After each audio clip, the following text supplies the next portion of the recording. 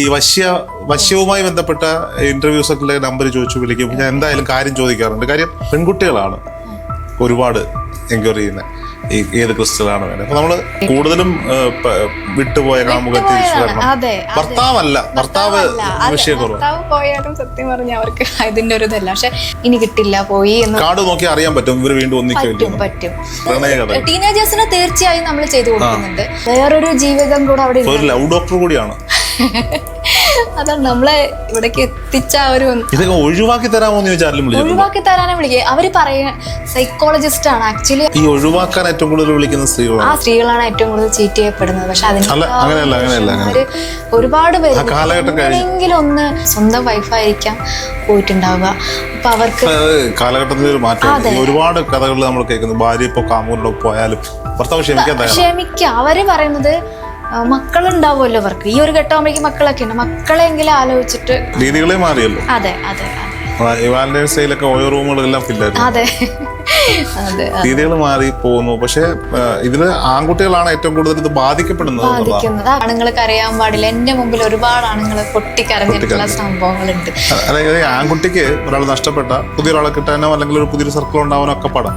പക്ഷെ ഈ പേര് പറഞ്ഞ് അപ്പുറത്തെ ഗോളടിക്ക് എത്തിക്കുന്ന ബെസ്റ്റുകളുടെ കാലഘട്ടമാണല്ലോ. അതെ ബെസ്റ്റ് എന്ന് പറഞ്ഞാൽ എനിക്ക് ഏറ്റവും കൂടുതൽ വരുന്ന എൻക്വയറി ഒന്ന് ടീനേജേഴ്സ്, പിന്നെ കുറച്ച് ഏജിൽ ഒരു 40-45 അതുണ്ട്. അത് ഞാൻ പറയണോ വേണ്ടെന്ന് ആലോചിച്ചതാ. നെട്ടിച്ചുകൊണ്ട് അപ്പൊ പറഞ്ഞു ഇല്ല എനിക്ക് അങ്ങോട്ട് പറയാൻ പറ്റില്ല, ആള് എനിക്ക് വാട്സപ്പിൽ എന്നെ പ്രപ്പോസ് ചെയ്യണം, അതിന് വേണ്ട കറങ്ങി. അപ്പൊ ഞാൻ ചോദിച്ചു എത്ര വയസ്സുണ്ട്? 17 വയസ്സ്. അതിന് മോളിപ്പോ ചെയ്യേണ്ടുന്നത് ദർശന ഈ നമ്മൾ ഈ ടാരോ റീഡിങ് അതുപോലെ ക്രിസ്റ്റൽസ് ഒക്കെ വീഡിയോ ഇടുമ്പോൾ ഏറ്റവും കൂടുതൽ എൻക്വയറി വരുന്നത് പ്രണയം ആഗ്രഹിച്ച് നടക്കുന്നത്. അതിന് എന്നെ ഞെട്ടിച്ചത്, ഇപ്പൊ ഞാൻ ഈ ഇന്റർവ്യൂ തുടങ്ങുന്നതിന് മുമ്പിട്ടാണ് എനിക്കൊരാളൊരു കാർഡ് അയച്ചു തന്നു. നല്ല വിഷയമാണ്, നമ്മുടെ ന്യൂസ് ചാനലിൽ അബാക് ഡിബേറ്റ് ഉണ്ട്, അതിലേക്ക് ഡിബേറ്റിന് എടുക്കാൻ പറ്റുന്ന സാധനം. ഞാൻ വെച്ചാൽ നോക്കുമ്പോൾ കേരളത്തിൽ പൂവാലന്മാരുടെ ശല്യം വർദ്ധിച്ചിരിക്കുന്നു എന്ന് പറഞ്ഞൊരു കാർഡ്, അതിൻ്റെ ഒരു കണക്കാണ് കേസുകൾ എടുത്തതിൻ്റെ. പക്ഷേ അത് മാറ്റിവെക്കാം, ഞാൻ കുറ്റം പറയല്ല. പെൺകുട്ടികളാണ് ഒരുപാട് എൻക്വയറി ചെയ്യുന്നത് ഈ ഏത് ക്രിസ്റ്റലാണ് വേണ്ടത്. അപ്പോൾ നമ്മൾ അതിൻ്റെ ആളിലേക്ക് ഡൈവേർട്ട് ചെയ്ത് കൊടുക്കാറുണ്ട്. അപ്പോൾ അവർ ഡിസ്ക്രിപ്ഷൻ നമ്പർ കാണാതാണ് നമുക്ക് മെസ്സേജ് അയക്കുന്നത്. അപ്പോൾ ചിലവരുടെ DP ഒക്കെ കാണുമ്പോൾ നമുക്ക് സംശയം തോന്നും. അപ്പോൾ ഞാൻ ചോദിക്കും എന്താണ് നിങ്ങളുടെ ആവശ്യം? അപ്പം ചിലർ ഈ വശ്യവുമായി ബന്ധപ്പെട്ട ഇന്റർവ്യൂസ് ഒക്കെ നമ്പർ ചോദിച്ചു വിളിക്കും. ഞാൻ എന്തായാലും കാര്യം ചോദിക്കാറുണ്ട്. കാര്യം നമ്മൾ കാരണം ഒരാളും പോയി ഒരു അബദ്ധത്തിൽ ചാടരുത്, അല്ലെങ്കിൽ പ്രായപൂർത്തിയാകാത്ത കുട്ടിയാണോ എന്ന് അറിയണം, എന്നിട്ടൊക്കെ നമ്പർ കൊടുക്കാറുള്ളൂ. ഈ ഇടയ്ക്കൊരു കുട്ടി ഒരാൾ മെസ്സേജ് അയക്കാം. അപ്പൊ ഞാൻ DP ഓപ്പൺ ചെയ്തു. ഒരു പെൺകുട്ടിയാണ്, കണ്ടാൽ വലിയ പ്രായമില്ല. അപ്പൊ ഞാൻ എന്താ ആവശ്യം എന്ന് ചോദിച്ചു. അപ്പം പറഞ്ഞു എനിക്ക് ഒരാളെ ഇഷ്ടമാണ്, ആ പ്രണയം വർക്കൗട്ട് ആവണം. അപ്പൊ ഞാൻ കാഷ്വലി പറഞ്ഞു അത് നിങ്ങൾ തുറന്ന് സംസാരിക്കുക, അതല്ലേ വേണ്ടേ, നിങ്ങൾ രണ്ടാളും തുറന്ന് സംസാരിക്കുക. അപ്പൊ പറഞ്ഞു ഇല്ല എനിക്ക് അങ്ങോട്ട് പറയാൻ പറ്റില്ല, ആള് എനിക്ക് വാട്സപ്പിൽ എന്നെ പ്രപ്പോസ് ചെയ്യണം, അതിന് വേണ്ട കറങ്ങി. അപ്പൊ ഞാൻ ചോദിച്ചു എത്ര വയസ്സുണ്ട്? 17 വയസ്സ്. അതിന് മോളിപ്പോ ചെയ്യേണ്ടുന്നത് പഠനത്തിൽ ശ്രദ്ധിക്കൂ, പഠിച്ചു മിടുക്കിയായി കഴിയുമ്പോൾ അയാൾ നല്ല ആളാണെങ്കിൽ ഒരുപക്ഷെ വന്നേക്കാം, അല്ലെങ്കിൽ അതിന്റെ രീതിക്ക് പോകണം. അപ്പൊ ഇത്തരത്തില് വിളിക്കുന്ന ആളുകളുണ്ടോ? എനിക്ക് ഏറ്റവും കൂടുതൽ വരുന്ന എൻക്വയറി ഒന്ന് ടീനേജേഴ്സ്, പിന്നെ കുറച്ച് ഏജിൽ ഒരു 40-45 അതുണ്ട്. അത് ഞാൻ പറയണോ വേണ്ടെന്ന് ആലോചിച്ചതാ. നെട്ടിച്ചുകൊണ്ട് 65 വയസ്സായ ആളുകൾ അവരെ കുറ്റം പറയുന്നത്. അവര് വാർദ്ധക്യത്തില് അല്ലെങ്കിൽ ജീവിതത്തിന്റെ ആ ഘട്ടത്തില് ഒരു പ്രണയ ഇഷ്ടമൊക്കെ ആഗ്രഹിക്കുന്നവരുണ്ട്. പക്ഷെ ഇപ്പൊ അത് കോമൺ ആണ്. പണ്ടൊക്കെയാണ്. പക്ഷെ അതിൽ വേറെ കണക്കൂടി ഉണ്ട് എനിക്ക് പറയാം.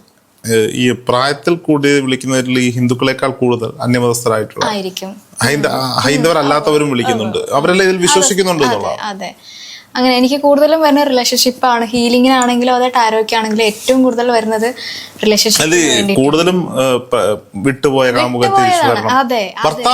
ഭർത്താവ് പോയാലും സത്യം പറഞ്ഞ അവർക്ക് ഇതിന്റെ ഒരു ഇതല്ല. പക്ഷെ പറഞ്ഞു പറ്റിച്ചിട്ട് പോകുന്ന ആൾക്കാരാണ് ഏറ്റവും കൂടുതൽ.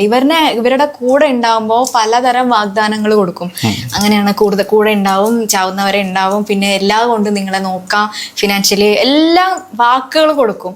അപ്പൊ ഇവരത് ഉറച്ച് വിശ്വസിച്ച് കഴിഞ്ഞിട്ട് അവരുടെ നീഡ്സ് എന്താണോ അത് കഴിഞ്ഞ് കഴിയുമ്പോൾ അവർ ചിലപ്പോൾ വിട്ടു പോകാനുള്ള അടുത്തതിലേക്ക് പോയിട്ടുണ്ട്. പക്ഷെ ഇവര് ഈ ഒരു പ്രശ്നത്തിൽ കടന്ന് ഇങ്ങനെ വട്ടം തിരിഞ്ഞ് തിരിച്ചു വരണമെന്ന് ആഗ്രഹിച്ച് വിളിക്കുന്നവരുണ്ടോ? ഒരുപാട് അതിനെ വിളിക്കുള്ളൂ. ഒരുപാട് പറഞ്ഞ് മനസ്സിലാക്കി നമ്മൾ കാർഡ് എടുത്ത് നോക്കിയിട്ട് അവർക്ക് ചിലപ്പോൾ റിയൂണിയൻ കണ്ടില്ലെങ്കിൽ നമ്മൾ പറയും ഇനി കിട്ടില്ല പോയി എന്ന്. കാർഡ് നോക്കി അറിയാൻ പറ്റും ഇവർ വീണ്ടും പറ്റും. കാർഡ് നോക്കി നമുക്ക് കൃത്യമായിട്ട് റിയൂണിയൻ കണ്ടില്ലെങ്കിൽ അതിന് പരിഹാരം പറഞ്ഞു കൊടുക്കാറുണ്ടോ? അവര് ന്യായമായ കാര്യമാണെങ്കിൽ നമ്മള് ന്യായമായ കാര്യം ഞാൻ പറയുന്ന അവിഹിത കഥകളല്ല. അതെ അത് ടീനേജേഴ്സിന് തീർച്ചയായും നമ്മൾ ചെയ്തു കൊടുക്കുന്നുണ്ട്. അല്ലാത്തത് പറഞ്ഞാൽ ചിലപ്പോ അത് നമ്മള് വേറൊരു ജീവിതം കൂടെ അവിടെ ലവ് ഡോക്ടർ കൂടിയാണ്. അതാണ് നമ്മളെ ഇവിടേക്ക് എത്തിച്ച ഒരു നമ്മുടെ കർമ്മഫലം. ഞാൻ അതിൽ കുറ്റം പറയുന്നില്ല. ആ പ്രായത്തില് കൂടുതൽ പേരും വിളിക്കുന്നത് ഇതിന് വേണ്ടിയിട്ട് തന്നെയാണ്. റിയൂണിയൻ ചെയ്തു കൊടുക്കണം എന്നാണ് അവരുടെ മെയിൻ ആവശ്യം വരുന്ന ടീനേജേഴ്സും. പിന്നെ ഇതേപോലെ ഈ ഒരു ഇതൊക്കെ ഒഴിവാക്കി തരാമോ ഒഴിവാക്കി തരാനാ വിളിക്കുക. അവര് സൈക്കോളജിസ്റ്റ് ആണ് ആക്ച്വലി. അവർ ഡോക്ടറാണ്, സൈക്കോളജി അതായത് സൈക്കാട്രിസ്റ്റ് ഡോക്ടറാണ്. ഫ്രം എനിക്ക് തോന്നുന്നു എബ്രോഡാണ്. ഏതാ ഓസ്ട്രേലിയ ആണോ ഇനി സിംഗപ്പൂർ ആണോ എന്ന് എനിക്കറിയില്ല. ഒരു മാഡം അവരെന്നെ വിളിച്ചിട്ട് അവരിപ്പോൾ ഇപ്പോഴും എൻ്റെ ഒരു കണക്ഷനിലുള്ള ആളാണ്, ഞാൻ പേര് പറയുന്നില്ല. അവർക്ക് അത് സൈക്കോളജിസ്റ്റ് ആണെന്ന് പറഞ്ഞാൽ അവർക്കറിയാം അവരുടെ മനസ്സിൻ്റെ പ്രശ്നങ്ങളാണെന്നൊക്കെ ഏറ്റവും അറിയേണ്ട ആളാണ്. പക്ഷെ അവർക്ക് ഒരു തരത്തിലും ഞാൻ പറയുന്നത് അങ്ങോട്ട് വിശ്വാസം ഉൾക്കൊള്ളുന്നില്ല. ഞാൻ പറയുന്നുണ്ട് ഇതിലേക്കൊന്നും പോകണ്ട, നല്ല രീതിയിലേക്ക്. പക്ഷെ അവർ പറഞ്ഞാൽ വേണ്ട, എനിക്കൊന്ന് ഹീലാവണം എന്ന് പറഞ്ഞാൽ ഹീലിംഗ് ഞാൻ ചെയ്തു കൊടുത്തിട്ട് പിന്നെയും വീണ്ടും അവർ അതിലേക്ക് തന്നെ പോയിട്ട് തിരിച്ച് വരണം, എനിക്ക് അവരുടെ കല്യാണം ആ രീതിയിൽ പോകണം, അവർ കുടുംബക്കാരെ അംഗീകരിക്കണം. അത് പറഞ്ഞതുപോലെ അന്യമതസ്ഥരാണ്, നമ്മുടെ ഹൈന്ദവാചാര്യ അല്ല. അവരിങ്ങനെ പറഞ്ഞുകൊണ്ടിരിക്കുന്നുണ്ട്. ഞാനപ്പോൾ സമാധാനിപ്പിക്കാൻ വേണ്ടി പല കാര്യങ്ങളും പറയുന്നുണ്ട്, ഹീലിങ്ങും ഞാൻ കൊടുക്കുന്നുണ്ട്. അത് കഴിഞ്ഞാൽ ഇവർ ഒരു മെസ്സേജിൻ്റെ പുറത്തോ അല്ലെങ്കിൽ അവർ DP മാറ്റി കൈ ഇങ്ങനെ ചേർത്ത് വെച്ചത് ഇവരപ്പോഴും വീണ്ടും എന്നെ വിളിക്കും. നമുക്ക് ടൈം വ്യത്യാസം ഉണ്ടല്ലോ, അവരുടെ ടൈമും നമ്മുടെ ടൈമും വ്യത്യാസമുണ്ട്. ചിലപ്പോൾ രാത്രി 12 മണിക്കൊക്കെ ആയിരിക്കും അവർ വിളിക്കുക. അവർ ഒന്ന് നമ്മൾ കേട്ടാൽ മതി, നമ്മുടെ വാക്കൊന്ന് കിട്ടിയാൽ അവർ ഹീലിംഗ് ആവും. അല്ലാണ്ട് അവർക്ക് ഇപ്പോൾ അവരുടെ കൂടെ വന്ന് താമസിക്കണമെന്നും അല്ലേ.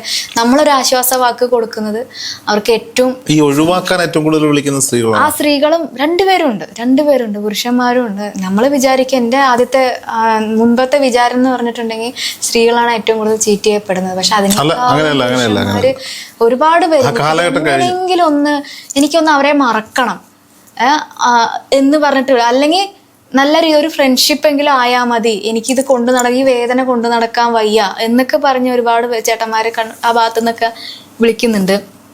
നമ്മൾ പരിഹാരം ചെയ്തു കൊടുക്കുന്നുണ്ട്. ഹീലിംഗ് ആയിപ്പോയി അവർക്ക്, ആ ഒരു ഭാരം അങ്ങോട്ട് ഒഴിഞ്ഞു പോയി. അതിന് ഫോർഗിവ്നെസ് മെഡിറ്റേഷൻ അങ്ങനെ കുറേ കാര്യങ്ങളുണ്ട്. നമ്മൾ ഈ ലോ ഓഫ് അട്രാക്ഷൻ്റെ രീതിയിൽ കൊടുക്കുന്ന കാര്യങ്ങളുണ്ട്. അവർക്കത് സക്സസ്. അവർ പറയും ഒന്ന് ശ്വാസം വിടാൻ പറ്റുന്നുണ്ട്, സമാധാനത്തോടു കൂടി നമുക്ക് ശ്വാസം വിടാൻ പറ്റുന്നുണ്ട്. കാരണം ഈ ഒരു ബേർഡൻ അവർ ചുമലിൽ താങ്ങിക്കൊണ്ട് നടക്കണം. ആദ്യം ഞാൻ ഇതേപോലെ തന്നെ വിചാരിച്ചു, ലേഡീസ് അതിനെ പറ്റിക്കപ്പെട്ടു അല്ലെങ്കിൽ അവരെയാണ് എന്നൊക്കെയാണ് വിചാരിച്ചുകൊണ്ടിരുന്നത്. അതിനേക്കാളും പുരുഷന്മാർ ഇഷ്ടം പോലെ വരുന്നുണ്ട്. എങ്ങനെയെങ്കിലും ഒന്ന് കോൾ ചെയ്താൽ മതി, ഒന്ന് വിളിച്ച് സംസാരിച്ചാൽ മതി എന്നൊക്കെ പറഞ്ഞ്. പിന്നെ നമ്മളിത് ചെയ്തു കൊടുക്കുമ്പോൾ തന്നെ പറയാറുണ്ട്, തിരിച്ച് വന്നു, ചിലപ്പോൾ വേറൊരാളുടെ കൂടെ പോയ ആൾക്കാരായിരിക്കും, ചിലപ്പോൾ വൈഫായിരിക്കാം, സ്വന്തം വൈഫായിരിക്കാം പോയിട്ടുണ്ടാവുക.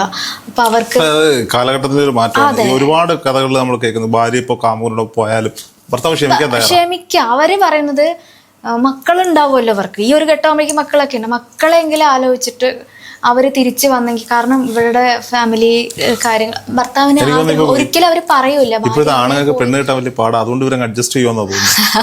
എന്നാലും ഒരു സ്നേഹം എന്നുള്ളൊരു സംഭവം ഉണ്ടാവുമല്ലോ. അങ്ങനെ റീസെന്റ് വന്നൊരു കാര്യമുണ്ട്. ചേട്ടന് നമ്മൾ പരിഹാരം പറഞ്ഞു കൊടുത്തു.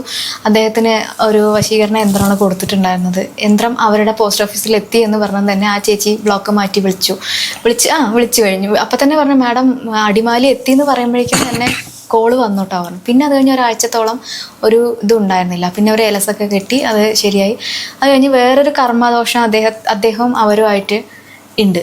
അപ്പം അതിന് പരിഹാരമായിട്ട് നമ്മൾ വേറൊരു മെത്തേഡ് പറഞ്ഞു കൊടുത്തു. നമ്മൾ പറഞ്ഞു ഇന്ന ഡേറ്റ് ആകുമ്പോഴേക്കും അവർ വരും എന്ന് പറഞ്ഞു. കാരണം അത് കഴിയുമ്പോഴേക്കും അവരുടെ വീട്ടിലൊരു ഫംഗ്ഷൻ നടക്കുന്നുണ്ട്. അപ്പോഴേക്കും വൈഫ് വീട്ടിൽ വേണം. വേറെ ആർക്കും അറിയില്ല ഇവർ പോയത് ഇന്ന കൂടെ. അവർ ഒരു ഹോസ്പിറ്റലിൽ വർക്ക് ചെയ്യുന്ന ഒരു നേഴ്സാണ് അവർ. അപ്പോൾ ഹോസ്പിറ്റലിൽ താമസിച്ച് നിൽക്കുകയാണെന്നാണ് കുടുംബത്തിലൊക്കെ വിചാരിച്ചിരിക്കുന്നത്. മക്കൾക്കും അങ്ങനെയാണ് വിചാരിച്ചിരിക്കുന്നത്. അവർ ആ സമയമാകുമ്പോഴേക്കും എത്തി അവർ സന്തോഷത്തോടു കൂടെ വിളിച്ചു, ഇനി എന്താവശ്യം ഉണ്ടെങ്കിലും പറഞ്ഞോളൂ, ഞങ്ങളുടെ ലൈഫ് ഒരിക്കലും അദ്ദേഹം വിചാരിച്ചില്ല തിരിച്ചു വരുന്നു. പക്ഷെ തിരിച്ചു വന്നവർ ഇപ്പം ഹാപ്പി ആയിട്ട് അവർ താമസിക്കുന്നുണ്ട്. അങ്ങനെ ഒരുപാട് എക്സ്പീരിയൻസ് ഉണ്ട്. ലേഡീസും മാത്രമല്ല ജെൻസിനും ഇങ്ങനെയുള്ള വൂൺസും കാര്യങ്ങളൊക്കെ ഉണ്ട്. ടീനേജേഴ്സിന് മാത്രമല്ല ബാക്കിയുള്ളവർക്കും ഇതൊരു കാലഘട്ടത്തിന്റെ, കാരണം ഇപ്പോൾ സോഷ്യൽ മീഡിയ ഒരുപാട് സൗകര്യങ്ങളുണ്ട്. പണ്ടത്തെ പോലെ അല്ല പ്രണയം, കുറെ കൂടെ ഓപ്പൺ ആണ്, കുറെ കൂടെ സൗകര്യങ്ങളുണ്ട്. അതിനനുസരിച്ചുള്ള നെഗറ്റീവും വന്നുകൊണ്ടിരിക്കുന്നത്. രീതികളെ മാറിയല്ലോ. അതെ അതെ അതെ. വാലന്റൈൻസ് ഡേയിലൊക്കെ ഓരോ റൂമുകളെല്ലാം ഫില്ലായിരുന്നു. അതെ അതെ. രീതികൾ മാറി പോകുന്നു. പക്ഷെ ഇതില് ആൺകുട്ടികളാണ് ഏറ്റവും കൂടുതൽ ഇത് ബാധിക്കപ്പെടുന്നത്. പെണ്ണുങ്ങൾക്ക് പിന്നെ എന്ന് പറയുന്ന ഒരു കോൺസെപ്റ്റ് എന്താ കാര്യം എന്ന് വെച്ചാൽ എന്തറിയോ, ആൺകുട്ടികളെ സംബന്ധിച്ചോളം അവർക്ക് ആ ഒരു ലോകത്തായിരിക്കും നിന്ന് കറങ്ങുക. മറ്റവർക്ക് ഒരെണ്ണം വിട്ടാലും അടുത്തത് കിട്ടാൻ വലിയ പാടൊന്നുമില്ല. അതെ അതെ. ഇവര് ഭയങ്കര കരയുന്ന ആൾക്കാർ, നമ്മള് കൾച്ചർ പ്രകാരം പറയാം ആണുങ്ങൾ കരയാൻ പാടില്ല. എന്റെ മുമ്പിൽ ഒരുപാട് ആണുങ്ങൾ പൊട്ടിക്കരഞ്ഞിട്ടുള്ള സംഭവങ്ങളുണ്ട്. അതായത് ആൺകുട്ടിക്ക് ഒരാൾ നഷ്ടപ്പെട്ട പുതിയൊരാളെ കിട്ടാനോ അല്ലെങ്കിൽ ഒരു പുതിയൊരു സർക്കിൾ ഉണ്ടാവാനോ ഒക്കെ പാടാം. പക്ഷെ ഈ പേര് പറഞ്ഞ് അപ്പുറത്തെ കോളടിക്ക് എത്തിക്കുന്ന ബെസ്റ്റുകളുടെ കാലഘട്ടമാണല്ലോ. അതെ, ബെസ്റ്റ് എന്ന് പറഞ്ഞ ഒരു പേരാണല്ലോ നമ്മളിപ്പോ പറയുന്നത്. സൗകര്യം കൂടുന്നതിനനുസരിച്ചിട്ടുള്ള കുറെ അരുതായ്മകളും ഒക്കെ ഉണ്ട്. പക്ഷെ വേറൊരു പോസിറ്റീവ് വശം പറയുകയാണെങ്കിൽ ഇതിന് നല്ലതും ചീത്തയും നമ്മൾ പറയണല്ലോ. ചിലപ്പോൾ ഇങ്ങനെ ഒരു ആളുള്ളത് കൊണ്ട് ജീവിച്ചിരിക്കുന്ന ഒരുപാട് ആളുകളുണ്ട്. ഈ ഒരു എനർജി വിളിക്കാൻ എനിക്കൊരാളുണ്ടല്ലോ. ചിലപ്പോൾ വീട്ടിൽ ഏറ്റവും പ്രശ്നം ഉള്ള ആൾക്കാരായിരിക്കാം. വീട്ടിൽ പോയാൽ അവർക്ക് സമാധാനത്തോടു കൂടെ ഇരിക്കാൻ പറ്റില്ല. അങ്ങനെ ഇപ്പോൾ അതിൻ്റെ സൗകര്യങ്ങൾ കൂടിയിട്ട് ഇപ്പോൾ സീരിയലുകളൊക്കെ ആണെങ്കിലും വൈഫ് മിക്കവാറും അതിൻ്റെ കൂടെ ആയിരിക്കും. ഭർത്താവിൻ്റെ കാര്യങ്ങളൊന്നും അദ്ദേഹത്തിന് വേണ്ട കാര്യങ്ങളൊന്നും ചെയ്തു കൊടുക്കാൻ. അപ്പോൾ അവിടെ ഒരു സംഭവം വരികയാണെങ്കിൽ അദ്ദേഹം ആ ഒരു എന്നെ കാത്തിരിക്കാൻ ഒരാളുണ്ട്, ഒരു ഫോണിൻ്റെ അപ്പുറത്ത് ഒരു മെസ്സേജിൻ്റെ അപ്പുറത്ത് ഒരാളുണ്ട് എന്ന് പറഞ്ഞ് അങ്ങനെ ജീവിക്കുന്നവർ. ഞാനത് ഒരിക്കലും പ്രൊമോട്ട് ചെയ്യല്ല, പക്ഷെ ഒരാളുടെ ജീവൻ നിലനിൽക്കുക എന്നുള്ളത് തന്നെയല്ലേ ഏറ്റവും വലിയ കാര്യം. അങ്ങനെ ഉണ്ടെന്നുണ്ടെങ്കിൽ അതും നല്ലത് തന്നെയെന്ന്. ഈ ദർശന നമ്മൾ ഈ മുൻ എപ്പിസോഡുകളിൽ പറഞ്ഞ പോലെ ടാരോ, റേക്കി, ഒപ്പം തന്നെ പലത് പറഞ്ഞു. അതിലൊപ്പം തന്നെയാണ് താങ്കളുടെ പ്രൊഫഷണൽ ഡാൻസർ ആണെന്ന് പറഞ്ഞു. ആ വിഷയത്തിൽ നമുക്ക് പോകണ്ട. എങ്കിൽ പോലും താങ്കൾ ലൈഫ് കോച്ചാണ്. അതെ. എന്താണ് ഈ ലൈഫ് കോച്ച്? ലൈഫ് കോച്ച് എന്ന് പറഞ്ഞാൽ ലൈഫ് ട്രാൻസ്ഫോർമേഷൻ കോച്ച് എന്നാണ് അതിൻ്റെ പൂർണ്ണ രൂപം. അതായത് ഒരു മാറ്റം, നമ്മൾ മറ്റു ലോകത്തിനെ തന്നെ മാറ്റിമറിക്കണം എന്നുണ്ടെങ്കിൽ ആദ്യം നമ്മളൊരാൾ മാറുക, അതാണ് ചെയ്യേണ്ടത്. എല്ലാവരെയും പോയിട്ട് നമുക്ക് മാറ്റണം എന്ന് പറഞ്ഞാൽ നടക്കില്ല. പക്ഷെ നമ്മൾ മാറിക്കഴിഞ്ഞാൽ, നമ്മുടെ ചിന്താഗതി മാറിക്കഴിഞ്ഞാൽ നമുക്ക് ചുറ്റുമുള്ള ആൾക്കാരും അത് മാറും. പറയുകയാണെങ്കിൽ ക്ഷമിച്ചു കൊടുക്കുക. നമ്മുടെ ഒരു ക്ഷമ കൊണ്ട് മറ്റുള്ളവർക്ക് ഒരുപാട് പേർക്ക് നല്ലത് വരാനുള്ള സാധ്യത. നമ്മളിപ്പോൾ ഉദാഹരണം പറയുകയാണെങ്കിൽ നമ്മുടെ ട്രിവാൻഡ്രം RCCയിലൊക്കെ ചെയ്യുന്ന ഞാൻ കേട്ടിട്ടുണ്ട്. ഒരു കാര്യമുണ്ട്, ഒരാളിപ്പോൾ ബെഡ് റിട്ടേൺ ആയിട്ട് അവരുടെ ഒരു കണ്ടീഷനിൽ കിടക്കുകയാണെങ്കിൽ നമ്മൾ ഫോർഗീവ്നെസ് മെഡിറ്റേഷൻ ചെയ്ത് കഴിഞ്ഞാൽ അവർക്ക് ചിലപ്പോൾ ലൈഫിലേക്ക് തിരിച്ചു വരാൻ. കാരണം ഈ ഒരാളോട് നമ്മളിപ്പോൾ ചക്രാസിലൊക്കെ വിശ്വസിക്കുന്ന ആളുകളായതുകൊണ്ട് ചക്രാസിന് ദോഷം വരുമ്പോഴാണ് നമുക്ക് പല അസുഖങ്ങളും വരുന്നത്. അങ്ങനെ തന്നെയാണ് അത്. പക്ഷേ മെഡിക്കൽ സയൻസ് അതിനെ പ്രൊമോട്ട് ചെയ്യില്ല, കാരണം അവരുടെ ആ ഒരു ഇതാവില്ല എന്ന് പറഞ്ഞിട്ട്. അപ്പോൾ റിലേഷൻഷിപ്പിലാണ്, കരിയറിലാണ്, ഹെൽത്തിലാണെങ്കിലും നമുക്ക് വരുന്ന ഒരു പ്രശ്നം പാസ്റ്റ് ലൈഫിലെ നമ്മുടെ ചിന്തകളാണ്. ചിന്തിച്ചിട്ടാണ് നമ്മുടെ മൂലാധാര ചക്രമൊക്കെ ബ്ലോക്കായി കഴിയുമ്പോഴാണ് ഞാൻ മുമ്പ് പറഞ്ഞ ആ ഒരു കാര്യങ്ങളൊക്കെ നമ്മൾക്ക് വരുന്നത്. പിന്നെ വരുമോ എന്നുള്ള അട്രാക്ട് ചെയ്തെടുക്കും കുറേ കാര്യങ്ങൾ. ഇപ്പോൾ എവിടെ പോയാലും ഹോസ്പിറ്റലുകളുടെ ബോർഡുകളാണ്, അതിൻ്റെയൊക്കെ ഹൈലൈറ്റ് നോക്കിയിട്ടുണ്ടോ? ഞാനിപ്പോൾ പാലക്കാട് നിന്ന് വരുമ്പോൾ തൃശ്ശൂർക്ക് വരുമ്പോൾ ചാലക്കുടി ഭാഗത്ത് വെച്ചിട്ടുണ്ട്, നിങ്ങൾ കണ്ടിട്ടുണ്ടാവുന്ന ആ അസുഖത്തിൻ്റെ പേര് ക്യാൻസർ എന്നുള്ള അസുഖം വലുതാക്കിയിട്ട് അവർ എഴുതി വെച്ചിട്ടുണ്ട് ഉണ്ടാവും. ഇതിങ്ങനെ നിരന്തരം കാണുന്ന ആൾക്കാർ ചിന്തിച്ചു കൂട്ടാം ഇതെനിക്ക് വരുമോ, അതങ്ങനെ അട്രാക്ട് ചെയ്തെടുക്കാനുള്ള സാധ്യതയുണ്ട്. പിന്നെ അതേപോലെ ഇപ്പോൾ വരുന്ന കാര്യങ്ങൾ, ഇപ്പോൾ എല്ലാവരും പറയുന്നൊരു കാര്യമുണ്ട്, ഇപ്പോൾ ഷുഗറിന് അല്ലെങ്കിൽ ഇതിനൊക്കെ BP ക്കൊക്കെ നമ്മൾ മരുന്ന് കഴിക്കുമ്പോൾ കിഡ്നിക്ക് പ്രശ്നം വരാൻ സാധ്യതയുണ്ട് എന്ന് പറയുന്നത്. അത് ഇവരോട് ആരെങ്കിലും പറഞ്ഞു കൊടുത്തിട്ടുണ്ടാവും, അത് ഇവർ സ്വയം ആലോചിച്ച് വരാം, അങ്ങനെയൊക്കെ അതെ. അപ്പൊ ഇത് നമ്മൾ അട്രാക്ട് ചെയ്ത് എടുക്കാതിരിക്കാൻ വേണ്ടി നമ്മൾ അതിനെ പോസിറ്റീവ് ആക്കിയിട്ട് എങ്ങനെ മാറ്റി നല്ലത് മാത്രം നമ്മളിലേക്ക്. ഒരിക്കലേ ഇപ്പോഴല്ല, ഞാൻ എൻ്റെ വിവാഹമൊക്കെ കഴിഞ്ഞ സമയത്ത് എൻ്റെ ബ്രദറിനെ എയർപോർട്ടിൽ കൊണ്ടാക്കാൻ പോയി. അപ്പം എയർപോർട്ട് വരെ പോയി അവരെ കയറ്റി വിട്ടു. അപ്പം ഞാൻ ഡ്രൈവ് ചെയ്തു. തിരിച്ചു വന്നപ്പോൾ ഞാൻ എൻ്റെ സഹോദരി ഭർത്താവ് അളിയനോട് പറഞ്ഞാൽ അല്ലെ വണ്ടി എടുക്കാമോ എന്ന് ചോദിച്ചു. എന്നുവെച്ചാൽ എനിക്കെന്തോ ഒരു വലിയ അസ്വസ്ഥത. അപ്പം അവരുടെ അളിയൻ്റെ അച്ഛനും ഉണ്ട്. അപ്പം ഞാൻ അച്ഛനോട് അച്ഛൻ മുന്നിൽ കയറിപ്പോൾ ഞാൻ പുറകിൽ ഇരുന്നോളാം. ഞാൻ മാത്രമല്ല, ഞാൻ അവിടെ ഇരുന്ന് എനിക്ക് ഭയങ്കര ചെസ്റ്റ് പെയിൻ. ഞാൻ വിചാരിക്കാണ് അറ്റാക്കാണ്, സീരിയസ്ലി അറ്റാക്കാണ്. അപ്പൊ ഇവരോട് പറഞ്ഞ അവരെ പെട്ടെന്ന് പാനിക്കാവും, അതുകൊണ്ട് പറയുന്നില്ല. അപ്പം ശരി, ഞാൻ തിരുവനന്തപുരം എയർപോർട്ടിൽ നിന്ന് നമ്മുടെ ഗോകുലം മെഡിക്കൽ കോളേജ് വരെ കുറച്ച് ദൂരമേ ഉള്ളൂ. ഞാൻ മരണം ഇങ്ങനെ മുന്നിൽ കണ്ടുകൊണ്ടിരിക്കുക. കാലം വരുന്നു, എന്നെ കൊണ്ടുപോവാണ്, ദൈവം ഇനിയിപ്പോൾ എന്ത് ചെയ്യും, കല്യാണം കഴിഞ്ഞതേ ഉള്ളൂ, ആ പെണ്ണിന്റെ ജീവിതം പോയല്ലോ, അറ്റാക്ക് എന്തൊക്കെ ചെയ്യും, എൻ്റെ ഏത് ഫോട്ടോ ആയിരിക്കും ഒരു ഫ്ലക്സ് അടിക്കുന്ന കൂട്ടുകാർ.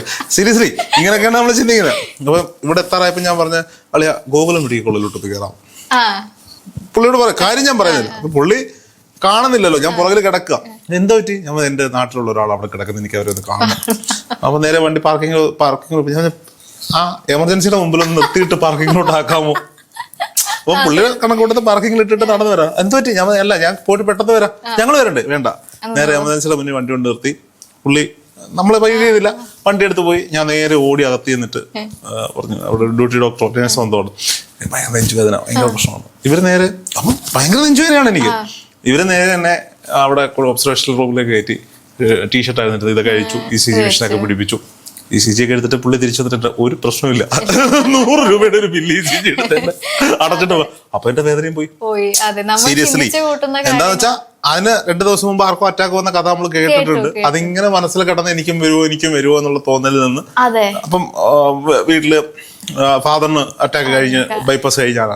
അപ്പൊ പാരമ്പര്യമായിട്ട് അല്ല അങ്ങനെ പറയും, വരുന്നല്ല ഞാൻ ഉദ്ദേശിച്ച്. അവര് എല്ലാവരും പറയണം അച്ഛന് വന്നിട്ടുണ്ടെങ്കിൽ നമുക്കും വരാനുള്ള സാധ്യതയുണ്ട്. ഇതൊക്കെ നമ്മൾ കേൾക്കുമ്പോ നമ്മൾ സ്വാഭാവികമായിട്ട് ഇത് അട്രാക്ട് ചെയ്തെടുക്കും. ഇപ്പൊ സംഭവിച്ചോണ്ടിരിക്കുന്ന ഒരു കാര്യം എനിക്ക് തോന്നുന്നു, നിങ്ങളെ പോലുള്ളവരുമായിട്ടാണല്ലോ ഇപ്പൊ കൂടുതൽ നമ്മള് സംസാരിക്കുന്നതൊക്കെ. ഇപ്പൊ ചില കാര്യങ്ങൾ മനസ്സിൽ തോന്നും, കൃത്യമായിട്ടാണ് നടന്നിരിക്കുന്നത്. ചില ആളുകളെ നമ്മള് പെട്ടെന്ന് ഓർക്കും, എന്നിട്ട് നമ്മളങ്ങ് വിടും. പക്ഷെ അന്നത്തെ ദിവസം അയാളുടെ ഫോൺ നമുക്ക് വന്നിരിക്കും, നമുക്ക് ഒരു ആവശ്യം ഉണ്ടാവില്ല. പെട്ടെന്ന് ഇന്നാളെ വിളിച്ചിട്ട് കുറെ കാലമായല്ലോ, വൈകുന്നേരം ആകുമ്പോഴത്തേക്ക് അയാളുടെ വിളി വരും. അല്ലെങ്കിൽ ഇന്നാളുമായിട്ട് ഇത് പ്രശ്നം ഉണ്ടാവും, അയാൾ വിളിച്ച പ്രശ്നം ഉണ്ടായി. അങ്ങനെ ഒരു സാഹചര്യമുണ്ട്. അത് നമ്മുടെ മനസ്സിന്റെ ഒരു സംഭവമാണ്. ഈ ലൈഫ് കോച്ചിങ്ങിൽ ഉള്ള കുറച്ച് സന്തോഷം എന്ന് വെച്ചാൽ, ഹസ്ബൻഡ് ആൻഡ് വൈഫ് നല്ല റിലേഷൻഷിപ്പ് പ്രോബ്ലം ഉണ്ടായ ആൾക്കാരുണ്ട്. അവരൊക്കെ ഇപ്പോൾ വണ്ടിയുടെ മുമ്പിൽ ചാടുമെന്ന് പറഞ്ഞിട്ട് എൻ്റെ നമ്പർ കൊടുത്ത് അവരെ വിളിപ്പിച്ച് 2 ദിവസം ഞാൻ അവരോട് സംസാരിച്ചാൽ മതി. കാരണം ദർശനക്ക് സംസാരിക്കണ്ട, ദർശന അവരുടെ നാളെ പറഞ്ഞു കഴിഞ്ഞാൽ വെച്ച് എന്താണെന്ന് നോക്കിയിട്ട്. അല്ല, ഇതിപ്പോ ടാരോ വന്നത്, ടാരോയ്ക്ക് മുമ്പത്തെ കാര്യം ഞാൻ പറയുന്നത്. അവരോടൊന്ന് ജസ്റ്റ് സംസാരിക്കും. നമ്മൾ കുറച്ച് സ്വിച്ച് വേർഡ്സ് എന്നൊക്കെ പറഞ്ഞറിയുന്നത്, അഫർമേഷൻ, സ്വിച്ച് വേർഡ്സ്, ഫോർഗിവ്നെസ്, ഇതൊക്കെയാണ് നമ്മൾ മെയിനായിട്ട്. അതൊക്കെ ചെയ്യുമ്പോഴേക്കും അവരിങ്ങോട്ട് വിളിക്കും, ദർശനം അതെന്താ സംഭവിച്ചതെന്ന് അറിയില്ല, ചേട്ടൻ എന്നെ വിളിച്ചു, വണ്ടി വാങ്ങിക്കൊടുത്തു, അങ്ങനെയൊക്കെ പറഞ്ഞ ഒരു തരത്തിലും അവർക്ക് വീട്ടിലേക്കുള്ള പൈസ പോലും കൊടുക്കാതിരുന്ന ആളുകളായിരിക്കാം. വീട്ടിലത്തെ കാര്യങ്ങളൊന്നും നോക്കില്ല. ഇവരെങ്ങനെയെങ്കിലുമൊക്കെ അഡ്ജസ്റ്റ് ചെയ്ത് കുടുംബം കൊണ്ടുപോകുന്ന സമയത്താണ് ഗിഫ്റ്റായിട്ട് വണ്ടി കൊടുക്കുക. അതൊക്കെ വലിയൊരു അച്ചീവ്മെന്റ്സ് ആണ് എൻ്റെ ലൈഫിൽ ഉണ്ടായിരിക്കുന്നത്. അങ്ങനെ കുറെ സക്സസ്സുകൾ. എന്തായാലും ദർശന പല കാര്യങ്ങളാണ് നമ്മൾ പഴയ ഇന്റർവ്യൂകളിലൊക്കെ പറഞ്ഞ പോലെ. അപ്പം ദർശനയോട് സംസാരിക്കാനോ അപ്പോയിന്റ്മെന്റ് ബുക്ക് ചെയ്യാനോ താല്പര്യമുള്ളവർക്ക് ഡിസ്ക്രിപ്ഷനിൽ കൊടുത്തിരിക്കുന്ന നമ്പറിൽ വിളിക്കാം. വളരെ സന്തോഷം. ചിരിച്ചുകൊണ്ടുള്ള ഒരു ഇന്റർവ്യൂ. Thank you. നല്ലത് വരട്ടെ.